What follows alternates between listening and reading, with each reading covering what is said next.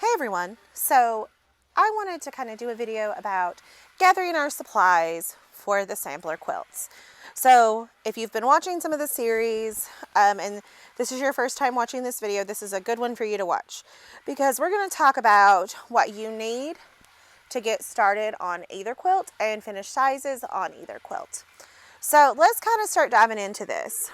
So for the Hoop Sisters sampler bouquet, you have 2 layout options and 2 sizes for each option. So right here on this front page is going to kind of show you that we have a 5-inch block option and an 8-inch block option. And that the 5-inch block option obviously is going to be a little bit shorter than the 8-inch block option. If you want to do your largest possible size, that would be the 8-inch 4-patch layout. The smallest size is going to be the 5-inch on point layout, just because of the way the blocks lay, and the finished size of everything is going to be the same. So this is just kind of where we are, finished size. If you're doing the sew along with me, I have provided this to you in your first month of instructions. So let's also talk about what we're going to need yardage wise. So if you again have your instructions, you're going to have your fabric and thread key, and it's going to talk to you about how much yardage you need for the 5-inch block and how much yardage you need for the 8-inch block. So this is for the on point butterfly layout. So be sure that you have this on hand.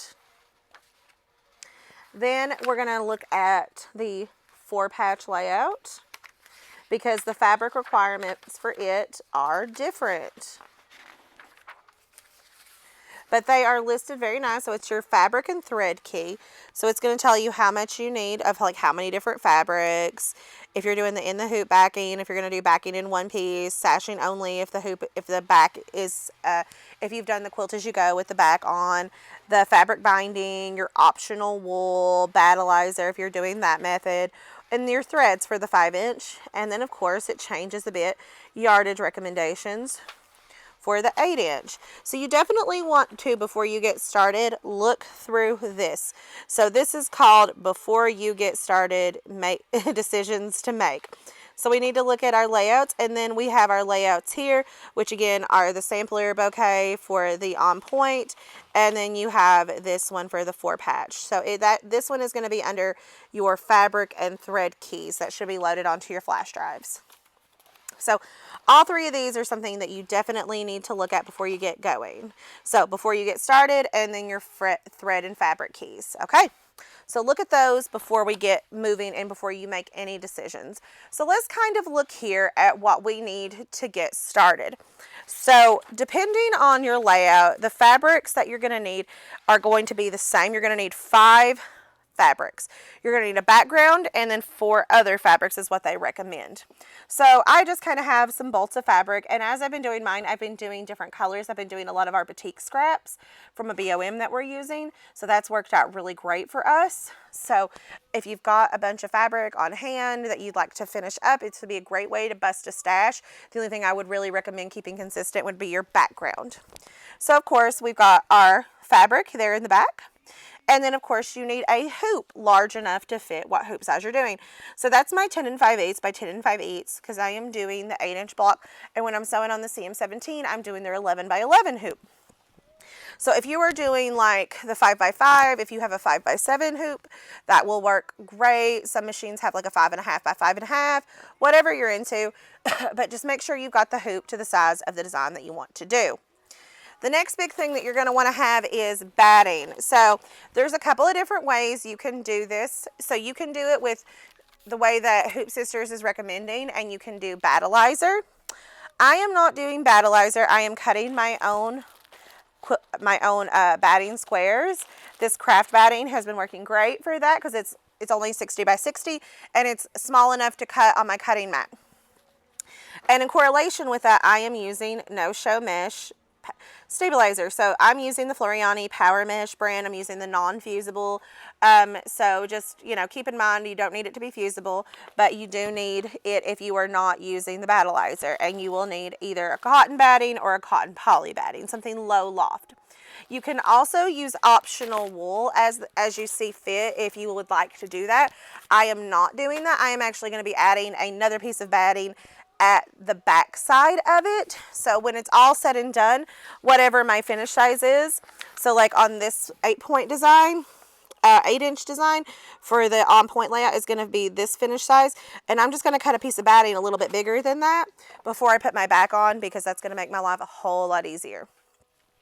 You're also going to decide if you want to do what you would like to do for your back. If you want to go ahead and get it early, just make sure you're getting enough to supersede beyond your ends, especially if you are going to be quilting it at the end with the with like a stitch in the ditch, if you're doing a solid piece. Now, if you're doing the quilt as you go method, it will vary on how much yardage you need, so please do pay attention to that when you're reading through your supply list. So let's talk about some other things that we're going to need. Let's pivot over here to threads. So you are going to need embroidery bobbin thread and bobbins ready to go for your sewing needs. I'd have a couple of empty depending on how you're wanting to do it. So through all of my embroidery, I'm using regular embroidery bobbin. But you can do optional Vanish Light. The Hoop Sisters company, they are really great about telling you when you need to switch to Vanish Light. So I'd have a bobbin of this wound if you're wanting to use it and ready to go, as well as embroidery bobbin wound and ready to go as well, if you're switching in between the Vanish Light and the non-Vanish Light, which is completely up to you. You're also going to need, obviously, more colors than this, but you're going to want to get some thread colors that either match or contrast against what you do. We are also taking notes on our sheets as we sew. So when I'm doing like block 1, block 2, and so on and so forth, we are writing down the colors that we're using. So we have a purple, we have 1 purple, we have 2 greens, we have 1 orange, we have 1 pink. So we're keeping it a little more consistent and a little easier to keep track of by keeping our colors limited. I'm also doing all of my embroidery with 9014 embroidery needles. I'm not a super brand specific person when it comes to embroidery needles. I use either the Janome red tip needles, or I like to use the Schmetz 9014 embroidery needles. The reason I would recommend a 9014 versus a 7511 is because you are going through batting and you are going through multiple layers of fabric, no matter what you're doing. And a 9014 is just a sturdier needle than a 7511. I feel like you'll have less issues. Another thing you're going to need as far as thread goes is at the very end of all this, I'd recommend getting a spool of basic sewing thread, or if something you already have on hand matches the colors of your background. But whatever your background color is, to have a spool of that on hand and wind a bobbin of it when you go to piece all of your blocks together at the end. We're going to be using a natural color because our background is a light colored batik. When you're doing this, I'd also recommend getting a spool of monopoly. This is actually what Hoop Sisters recommends if you're doing your backing in one full piece. I would recommend this. Now, I'm out of the clear, so that's why I'm showing black. But I would recommend the clear color of the Superior Monopoly, specifically the Superior Monopoly. It is a polyester-based thread as opposed to like the nylon-based, and I have had so much more success with this versus the other brands out there. I'm not hating on any of them, but this is my preferred brand. So you'll need that to quilt your stuff at the very end. When we have all of our blocks together, you've got your back on, you've got your additional optional batting added, is sandwiched in between it, and you're ready to go. And that's going to make your life a whole lot easier. Linda, you're working on that. When you get to a stopping point, would you bring that over here and let me show it on the video, kind of how it's sandwiched? Linda's doing a project. We've got some time, so when she's done, I'll tell you what I'm talking about, making the sandwich with the optional batting. So, of course, thread, bobbins, all of that is important. Now, the next thing is when you're working with the monopoly and you're quilting it, we would highly recommend the 7010 Microtex or just a 7010 needle in general. You can do a quilting needle as well, but I really like the Microtex. That's what Linda was recommending because she's done a lot of this lately, and she's been using the Superior Monopoly. Okay, so she's brought this over here to kind of show. So this is a different Hoop Sisters project that we're working on. So this is what I'm talking about when I talk about making a sandwich with an optional backing. So these have all been quilted with a piece of stabilizer, and then a piece of batting in the blocks. Now, when we press these seams open at the butt end, they get very thick, very bulky. So what we have done behind all this is we have added an additional optional piece of batting, and then we have our back on the end, and it goes together really well. Look at that beautiful serpentine stitch. That was again done with monopoly thread on top and the Microtex needle, and on the bobbin we have used whatever we chose as the color to match our back. So you use a regular bobbin, monopoly thread on top, and a 70-10 Microtex or quilting needle, but it has to be the size 70-10. I would highly recommend that. And Linda is doing all of that. She's piecing this together and she's quilting this with a walking foot. I like the open toe walking foot. If you don't have an open toe walking foot, that's cool, as long as you can do a serpentine stitch with it. And again, by a serpentine stitch, I mean this S-shaped stitch. This is what Hoop Sisters recommends for their projects, and it is a bit more forgiving, and I would recommend doing it. We've done it with several projects now, and we have had great success with it. Linda's going to show you what the seams look like. Just a half-inch seam all the way through here, and then as you can see, we've pressed the seams open, and that's kind of reducing our bulk. So that's why it's important to have these specific products. I know it sounds like crazy, and it's not something you have to gather all at once, but these are the things I want you to know you need. Now, when we're pressing these seams open, I would highly recommend using a pressing sheet. So this one is my favorite. This is called the Angelina sheet. It is completely stick proof. It is awesome. So if you get fusible interfacing stuck to this, it will just scrape right off. It's borderline see-through, so you can see where you're going, and I lay this over top of my seams when we're pressing them open to protect our iron, which you're going to need, from melting the stabilizer or getting too hot and melt it. Like sometimes it dinges the thread. So this is protecting the fabric, this is protecting the thread, this is protecting your stabilizer from melting to your iron. And if you've got an expensive Oliso iron like we do, you want to protect your iron, but you also want to protect the project that you spent all this time and effort making. So I would highly recommend anybody who works with any type of interfacing period, I would highly recommend the Angelina sheet. You do not have to have a super awesome Oliso iron to do this. Any type of iron that you have is great, but do protect your stuff. But that is how I would recommend working on your backside. Thank you, Linda. You're welcome. Very much appreciate it. That project will be showing in the store soon. We'll actually have that finished. She's working on it today.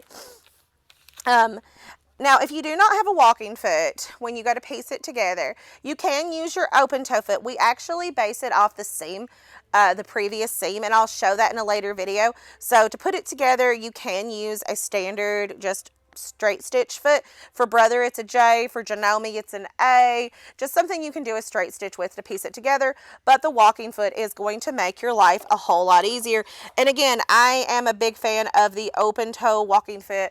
Almost every brand makes an open toe walking foot. So that is my preference. It's kind of a one size fits all. So let's talk about some other supplies that you may want to have on hand. Obviously, you're going to need a flash drive that's going to be loaded with your designs unless you are wirelessly transferring or using a computer linking cable to transfer your designs to your machine. You're also going to want to have your instructions on hand, whether you have them printed out or if you are viewing them from your smart device or your computer. So all of those that you're going to get every month, you're going to have block 1, the butterfly blocks, block 2, etc., etc., etc. Those are all going to be loaded on your flash drive. So be sure you have this bad boy on hand at all times when you're working, and a copy of whatever instructions for whatever month you're working on.